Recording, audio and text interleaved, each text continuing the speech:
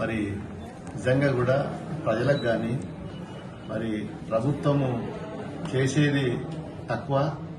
మరి ప్రజల సమస్యల మీద మరి మేము ప్రధాన ప్రతిపక్ష గొంతుకతోటి వినిపించి మా ప్రజల సమస్యల మీద మాట్లాడదామంటే మరి దాన్ని మాకు మైకులు ఇవ్వకుండా మాట్లాడే అవకాశం ఇవ్వకుండా ఈ ఇష్యూని ఏదైతే ఉందో డైవర్ట్ చేసి మరి వేరే అంశాలను లేవనెత్తి మరి గందరగోళం చేసిన పరిస్థితి ఈరోజు ఈ కాంగ్రెస్ ప్రభుత్వం మరి ఇప్పుడు ముఖ్యమంత్రి రేవంత్ రెడ్డి గారు ముఖ్యంగా మా నియోజకవర్గం సమస్యల మీద మరి ఎన్నో సమస్యలు ఉన్నాయి. వాస్తవానికి మాకు మల్లన్న సాగర్ ద్వారా గాని కొండపోచమ్మ ద్వారా గాని కాల్వల ద్వారా మరి గతంలో మా ప్రభుత్వం ఉన్నప్పుడు కేసీఆర్ గారు ఉన్నప్పుడు చేసిన అభివృద్ధి తప్ప కాల్వలు ఏదైతే చేసినో మెయిన్ కెనాళ్లతోటి మేము ఆ కెనాళ్ల ద్వారా మరి పిల్ల కాలువలు కాక మరి అవి ఇబ్బంది ఉండి మెయిన్ కెనాల్స్ ద్వారా కట్ చేసుకుని చెల్లుకుంటలు నింపుకొని రైతులు మరి ఈరోజు పొలాలు పాడబెట్టుకుంటున్నారు. మరి ముఖ్యంగా గతంలో ఇచ్చిన ఏదైతే మరి ల్యాండ్ ఎక్విజిషన్ ఉన్నదో అది పూర్తి కాలేదు. మరి ల్యాండ్ ఎక్విజిషన్ పూర్తిగా లేదు. ఎవరైతే ఏజెన్సీ ఉన్నారో వాళ్ళకి పేమెంట్ లేక పనులు అయిపోయినాయి. మరి మా దగ్గర ఎల్లారెడ్డిపేట ఎత్తిపోతుల పథకం గాని మరి 13th ప్యాకేజ్ గాని 14th ప్యాకేజ్ గాని 12th ప్యాకేజ్ గాని మరి ఇవన్నీ కూడా ఎన్నో సమస్యలు ఉన్నాయి. ఈ సమస్యల మీద మరి మాట్లాడదామంటే మాకు అవకాశం ఇయ్యరు. మరి అదేవిధంగా రోడ్ల సమస్య, పంచాయతీ రోడ్లు గాని ఆర్ఎన్బి రోడ్లు గాని దుబ్బాక కొత్తగా మున్సిపాలిటీకి సంబంధించి మొన్ననే ఎలక్షన్ అయినాయి. మరి ఎంతో ఆశతోటి మరి వాళ్ళు కూడా మరి ఎదురు చూస్తున్నారు మాకు నిధులు వస్తాయేమో అని చెప్పి. ఈ అంశాల మీద మాట్లాడదామంటే మరి ఈ ప్రభుత్వం పూర్తిగా డైవర్షన్ చేసి ప్రభుత్వ ఆస్తులను ఎట్లా కొల్లగొట్టాలి, మరి ఏ విధంగా మంత్రులు ఏ విధంగా డబ్బులు సంపాదించుకోవాలి, ఏ విధంగా కోటీశ్వరులు అయిపోవాలనే తపనతోటి పనిచేస్తుంది తప్ప నిజంగా కూడా ఈ ప్రభుత్వం వచ్చిన తర్వాత 2.5 సంవత్సరాలలో ఏ ఒక్క పని కూడా అయింది రాష్ట్రంలో ఎక్కడ కూడా కాలేదు. నా అర్బన్లో కాలేదు, నా రూరల్లో కాలేదు. ఇప్పుడు రైతులు బాగుపడ్డారా అంటే రైతులకు ఒక పని అయింది లేదు. మరి అదేవిధంగా టౌన్లలో లేవని సమస్యలు తీర్చిందంటే అది కూడా లేదు.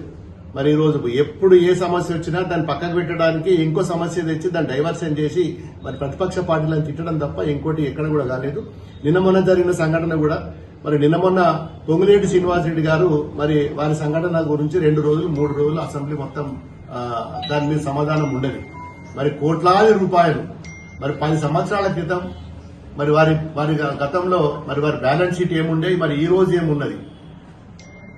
మరి ఈయన కాంట్రాక్టర్లు ప్రభుత్వ కాంట్రాక్టర్లు తీసుకొని ప్రభుత్వం తోటి పైసలు తీసుకొని కొల్లగొట్టి ఈ రోజు మరి వారికి ప్రభుత్వం మొత్తం వారికి వాళ్ళని రక్షించడానికి ఆయన కాపాడడానికి అసెంబ్లీలో మేము ఎన్ని లేవనెత్తినా గానీ మరి ఆ డైవర్షన్ చేసి మరి ఆయనను పొంగులేటి శ్రీనివాసరెడ్డిని కాపాడడానికి యావత్తు మంత్రివర్గం అంతా కూడా మరి పనిచేస్తున్నది. ఈరోజు వాస్తవంగా ప్రభుత్వంలో భూములల్లా నిషేధిత చట్టం ప్రకారం నిషేధిత భూములల్లా మరి ఎలాంటి క్రెషర్లు గాని ఎలాంటి కన్స్ట్రక్షన్స్ గాని ఏ పనులు కూడా మరి ప్రైవేటు వ్యక్తులు చేయకూడదు. అది యాజ్ పర్ సిస్టమ్ నామ్స్ ప్రకారం. మరి ఇవాళ ఈ ప్రభుత్వం వచ్చిన తర్వాత మరి పూర్తిగా ఎక్కడైతే నిషేధిత ప్రాంతం ఉంటుందో, ఎక్కడైతే అసైన్మెంట్ భూములు ఉన్నాయో, ఎక్కడైతే అక్కడనే క్రెషర్లు పెట్టి మరి అన్యాకృతం చేసి మరి దానికి సంబంధించిన మైనింగ్ సంబంధించిన ఏ పర్మిషన్లు లేకుండా ఏమీ లేకుండా కరెంటు లేకుంటే కూడా ఇవాళ జనరేటర్లు పెట్టి వాళ్ళు కొన్ని కోట్ల రూపాయలు మరి ప్రభుత్వం రావాల్సిన రెవెన్యూను కొల్లగొట్టి ఇవాళ మంత్రులు ఎమ్మెల్యేలు ఈ ప్రభుత్వం వారికి అండదండగా ఉండి మరి వారికి సహకరిస్తున్నది.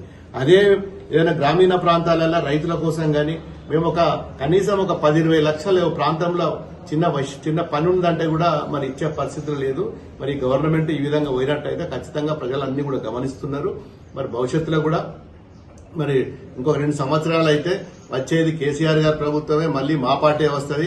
వచ్చిన తర్వాత పూర్తి స్థాయిలో విచారించి ఎవరైతే ప్రభుత్వం సంబంధించిన మరి నిధులు గాని ప్రభుత్వం సంబంధించిన రావాల్సిన ఏదైతే రెవెన్యూను కొల్లగొడుతున్నారో వాటందరి మీద విచారణ కల్పించి మరి మా గౌరవ అప్పటి ముఖ్యమంత్రి కేసీఆర్ గారు వారి డైరెక్షన్ లో పూర్తి స్థాయిలో మరి ఇవన్నీ కూడా పరిశీలించి ఈ ప్రభుత్వంలో చేసిన అవకతవకల మీద పూర్తి స్థాయిలో నిజ నిర్ధారణ చేసే బాధ్యత మరి ప్రజలకు కూడా మా పార్టీ తరఫున మా నాయకుడు కేసీఆర్ గారు కూడా పూర్తి స్థాయిలో హామీ ఇచ్చిండు.